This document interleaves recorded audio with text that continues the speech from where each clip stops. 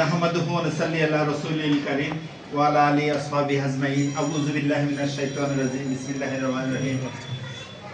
হৃদয়ের ডাক কর্তৃক আয়োজিত আজকের এই কম্বল ও কোরআন শরীফ বিতরণ উপলক্ষে আয়োজিত আজকের সভার সম্মানিত সভাপতি, অতিথি মহোদয়গণ এবং স্বেচ্ছাসেবক ভাই এবং অত্র মাদ্রাসার ছাত্রছাত্রী এবং অভিভাবকবৃন্দ, সবাইকে আমার সালাম। আসসালামু আলাইকুম ওয়া রাহমাতুল্লাহ।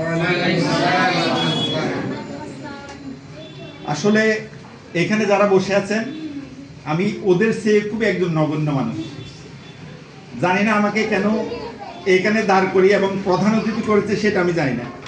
আমি এত বড় উপযুক্ত মানুষ নই। এরা হচ্ছে শিক্ষক। শিক্ষকরা মানুষ গড়ার কারিগর। এরা রাজাও নয়, বাদশা নয়।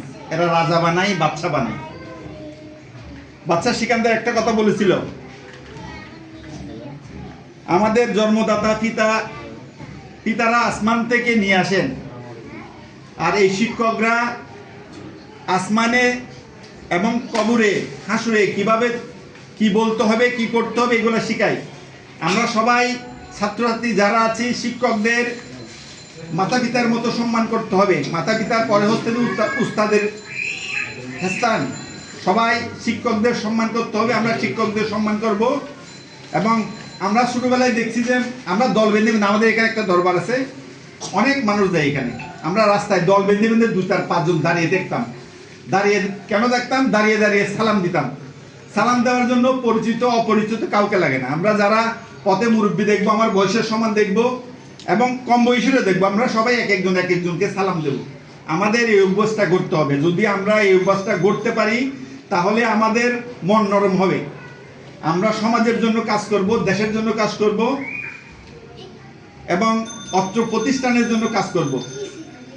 আমরা সবাই একত্রিত হয়ে সবাই দেশের উপকার হোক, উপকৃত হোক, এই আশাবাদ ব্যক্ত করছি। যেহেতু নামাজের সময় আমি দীর্ঘ আলোচনা করতেছি না, আমি সবার উত্তরোত্তর সাফল্য কামনা করছি অত্র মাদ্রাসার এবং হৃদয়ের ডাকের। সবাই ভালো থাকবেন। আমার নাম মোহাম্মদ নিজামউদ্দিন, RSM নিজামউদ্দিন। আমার ছোট্ট একটা বেকারি আছে, সেটা হচ্ছে যে ফ্রেশ এন্ড সিপ।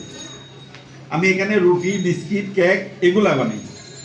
আসলে এগুলা দেখার বিষয় নয়, কোরআন শরীফ কম্বল। তারপরও বর্তমান যুগে দেখাইতে হয় কিছু, একেবারে না দেখাইলেও কেমন জানি নয়।